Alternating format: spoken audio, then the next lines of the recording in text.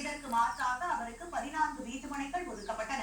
இந்த மனைகளின் மதிப்பு கையகப்படுத்திய நிலத்தின் மதிப்பை விட அதிகம் என்பதாக புகார்கள் எழுந்தன.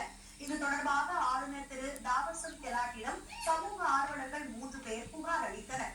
அதில் மனைவிக்கு நிலம் ஒதுக்கியதில் முதலமைச்சர் பதவியை திரு சித்தராமையா தவறாக பயன்படுத்தியதாகவும் இதனால் அரசுக்கு 45 கோடி ரூபாய் இழப்பு ஏற்பட்டுள்ளதாகவும் அவர்கள் தெரிவித்திருந்தனர்.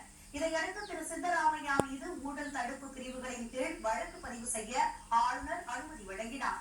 இதை எதிர்த்து உயர்நீதிமன்றத்தில் திரு சித்தராமையா தாக்கல் செய்த மனுவை விசாரித்த நீதிபதி திரு நாகபிரசன்னா இன்று தீர்ப்பு வழங்கினார்.